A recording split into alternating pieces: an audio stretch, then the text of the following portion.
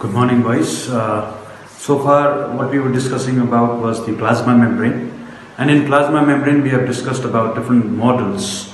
Danieli-Devson model, about bilayer model, that is Danieli-Devson model. Then we talked about Robertson's model, which is on the basis of unit membrane. Then we were talking about fluid mosaic model. In that, we have talked about that the entire plasma membrane is not a, you can say, a rigid structure, but it is fluid, and it is made up of lipid bilayer.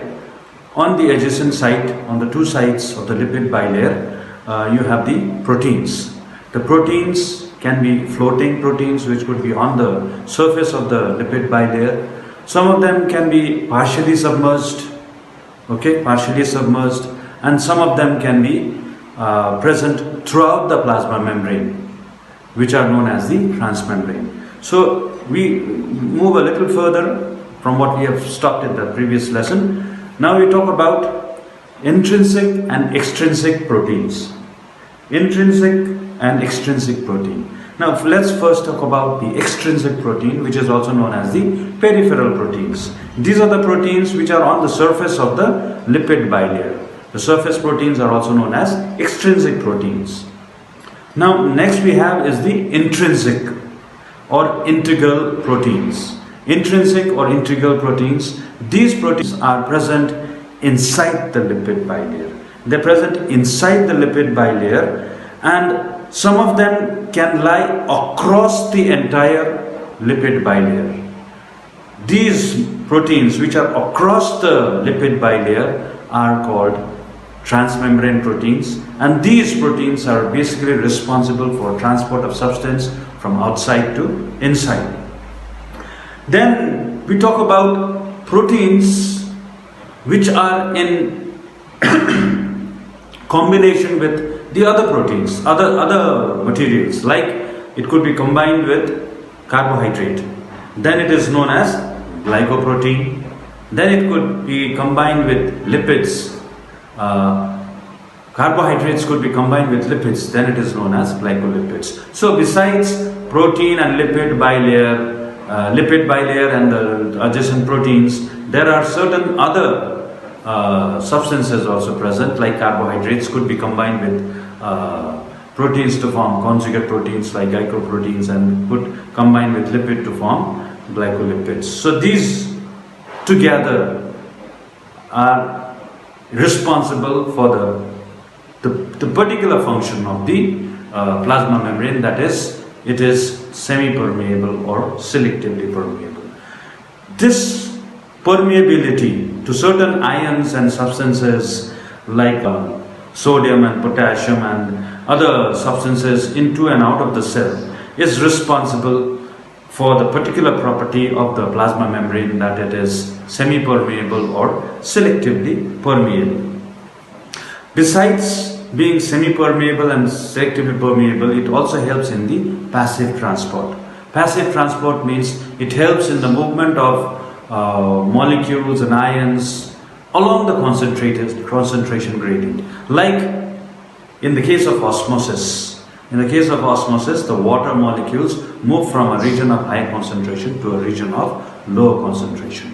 This, when it flows along with the concentration gradient, then it is said to be passive transport. You can compare this with a simple example, like you are going on a raft from Malli to Tista. That means you are flowing along with the river. Your raft is going along with the river. So there is no energy that is required. Such a transport is said to be a passive transport. But just the reverse of it, if you are going from Tista to Malli, we are moving upwards, upstream, against the current of the river. That means if you are going from Tista to Malli on a raft on the river Tista, you will definitely require a motor, and motor requires energy to run it. So anything that is against the current or against the concentration gradient requires energy. Such a transport is said to be active transport. That is why it also requires sodium potassium pump as well. So besides being selectively permeable, it also helps in passive transport and active transport and osmosis. Now, we'll talk about in brief, that is the space that is present between the adjacent cells. The space between the adjacent cells is what we commonly known as intercellular space. Intercellular space. And in this intercellular space, the cells are arranged or associated with each other in different manner. This association of the cell membranes along in between intercellular spaces is what is known as cell junction. Now the cell junctions can be of number of types. First we discuss about tight cell junction. Tight cell junction means there is basically very little intracellular space which does not allow any substances to trickle outside. Such a type of junction we find it in the case of urinary bladder. As we know, urinary bladder has to store a lot of urine. It is always under pressure. So whatever urine that is stored inside the urinary bladder cannot trickle outside. If that happens, then it leaks into the body and it creates havoc to your body.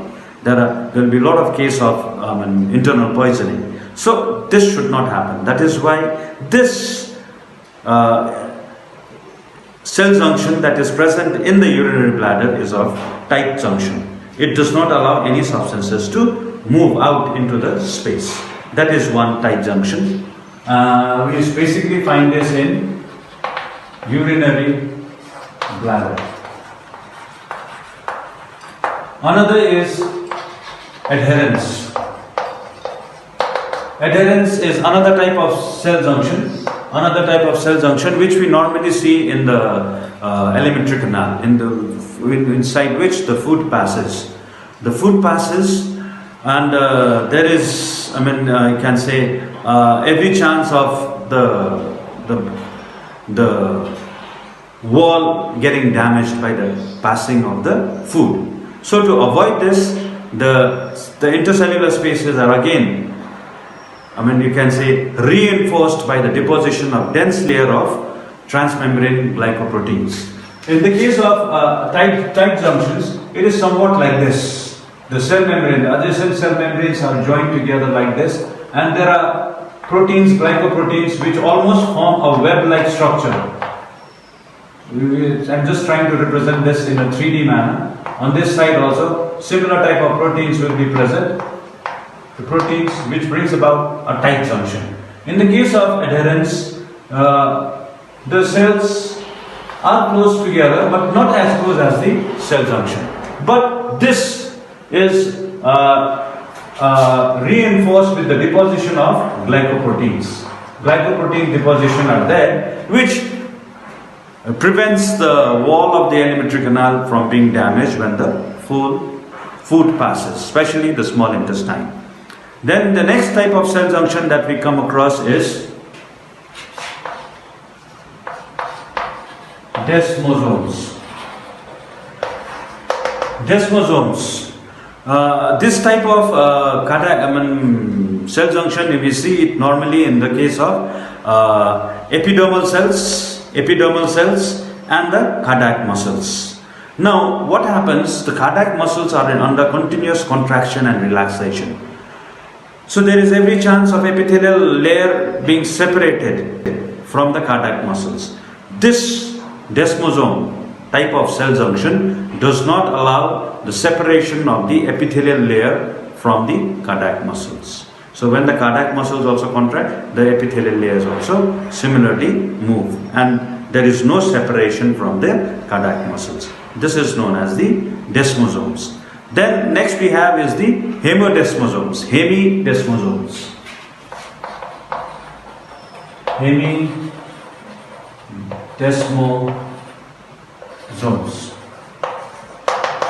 Hemidesmosomes are basically, you can say, which helps the cells to remain in contact with the basement membrane. There is a basement membrane which helps in the association of the cells from the above or from below. This hemidesmosomes helps maintain the contact between the basement membranes of the two adjacent cells. Then the last one that we have is the gap junction. Gap junction. Gap junctions are basically helps in the transport of molecules across the ions and molecules across the from one cell to another cell. From one cell to another cell, it helps in the transport of ions and molecules and from to the another cell. So this is the gap junction. Now, in brief, let's revise what we have talked about as far as the function of the plasma membrane. Plasma membrane has, number one, it helps in transport of substances. It controls the entry and exit, which we can say it works along with the semi-permeability or selectively permeable. It only allows certain substances to move across it, and that is why it also helps in the transport. Because that is the contact between the cell and the surrounding. The plasma membrane is only contact between the cell and the environment. So this also helps in the transport. Whatever is required from the environment enters into the cell, and whatever is not required is thrown out into the environment from the cell. Next is protection. Since it is the outermost covering of a cell, it protects the, you can say, the composition and the various structures, cytoplasmic organelles that is present inside the cell. It protects, it gives protection to the cell because it does not allow harmful substances to enter into the cell. That is how it protects. Then cell membrane is also responsible for exoosmosis and endoosmosis. Exoosmosis means when the substances or fluid medium moves out from the cell to the external environment, and an endoosmosis is from the external environment into the cell. So this is basically to do with selectively permeability. Another important function of the cell membrane is it helps in the formation of membranes of cell organelles when the cell divides. When the cell divides, the new cell organelles has to be formed. Cytoplasmic organelles has to be formed.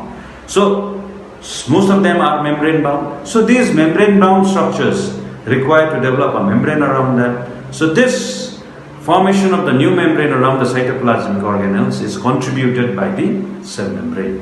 That is another important function. It helps in the formation of cell membranes or endomembranes. It helps in the formation of endomembrane system like the endoplasmic reticulum, Golgi bodies, membranes of mitochondria, nucleus, and all those. Now, as and where it is present, it helps in chemoreception. Like in the case of nose, which basically smells different substances, which helps in the smell of the different substances. It helps us to recognize the odor of the different substances. The tongue, it also helps in the taste of different substances. So in these regions, the cell membrane acts as chemoreceptors. So they also help in chemoreception. Now, whatever substances needs to be sent out of the cell is packaged in the Golgi bodies, and those packaged vesicles, small packets called vesicles, come to the surface of the cell membrane from where they are discharged. This particular process is called secretion. That means whatever substance leaves the cell which is required to carry out the function of certain other part of the body, that is called secretion. Remember, we need to understand the difference between excretion and secretion.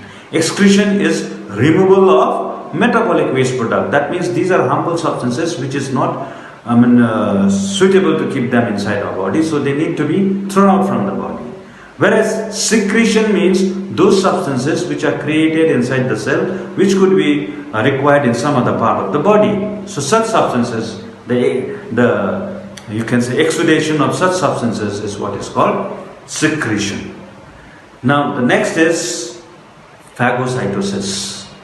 Maybe you have talked about how amoeba engulfs its prey and makes a food vacuole out of it when it actually consumes solid food.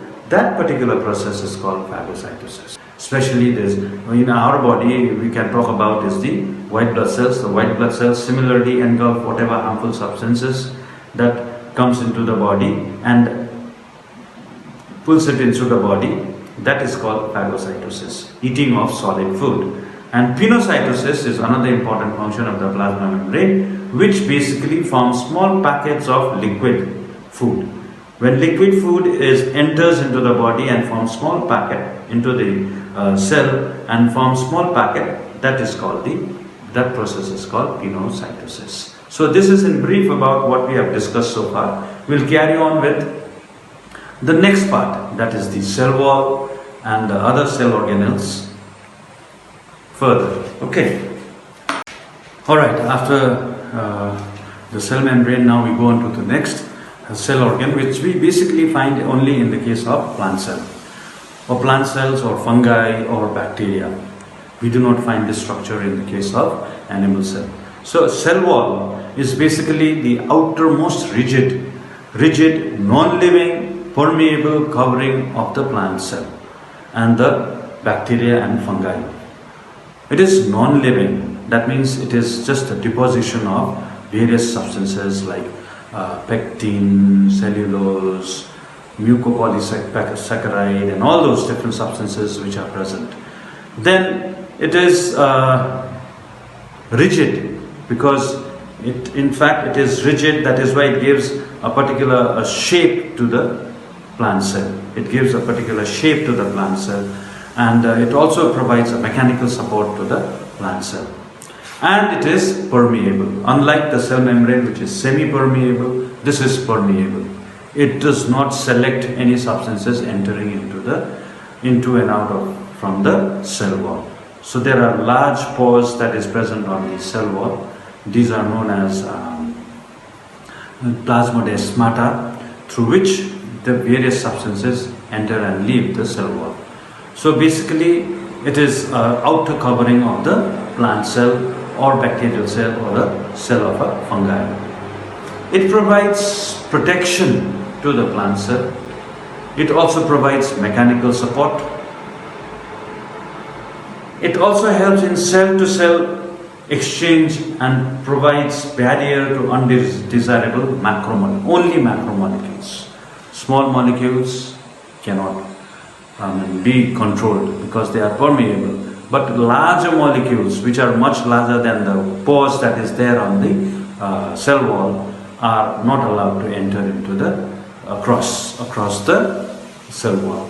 So basically, its main function is it provides protection, it provides mechanical support, it also helps in the cell-to-cell exchange of materials, and acts as a barrier and does not allow certain unwanted substances, undesirable substances to move across.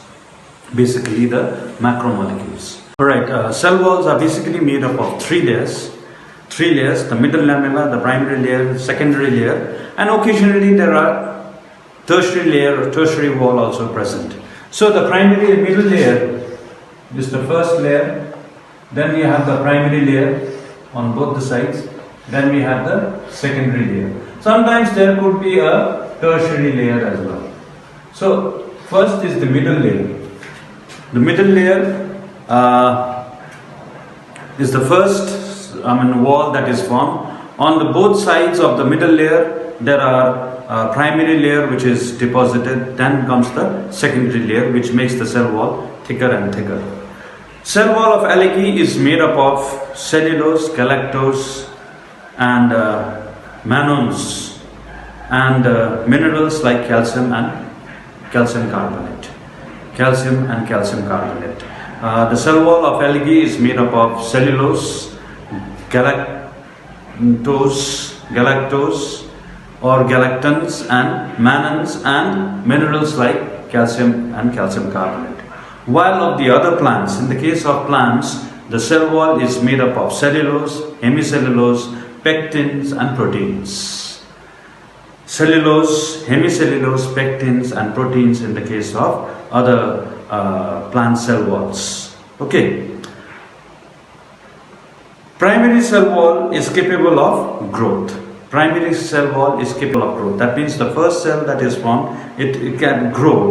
The primary cell wall can grow, and it can grow and mature to form the secondary wall. As the secondary wall starts developing, the primary wall becomes narrower and narrower, and it becomes narrower and narrower, and thinner. The primary cell wall decreases in size, and the secondary wall is formed towards the membrane. If this is the membrane, if this is the cell membrane here, then this layer, the secondary layer, becomes thicker and grows towards the cell membrane. The middle lamella is made up of calcium pectate, which holds the adjoining cells together. The middle lamella is made up of calcium pectate, which holds the adjacent walls together. The primary wall on the two sides and the secondary wall on the two sides are held together by the middle lamella, which is made up of calcium pectate. And the cell wall is traversed by plasmodesmata, which connects the cytoplasm of the neighboring cells. Now, inside this cell wall, there are fine openings, which are known as the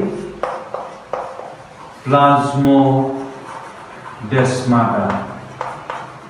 And this plasmodesmata is the connection between the adjoining cells. If this is one cell and this is the other cell, these plasmodesmata brings about the connection between these two cells across the cell wall. These small openings are called the plasmodesmata. Now we move on to the next part of the cell, that is cell organelles. Cell organelles are basically of two different types. One without membrane, the other with membrane. Cell organelles. I'm sure all of you know why it is called organelles. Because organs are large. Organs are different organs of a multicellular organism. Organelles are minute organs inside the cells. So since they are very a cell itself is microscopic, organelles are even smaller. That is why we cannot call them organs, that is why we call them organelles, cell organelles, which are basically present inside the cell to carry out different functions. Now these cell organelles can be of two different types. One without membranes and other with membrane.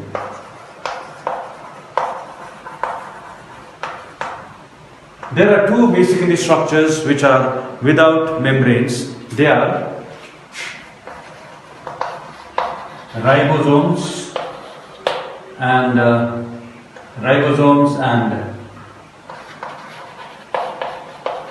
centrosomes with centroids. Centrosomes with centroids are without membrane, and with membrane are again of two different types.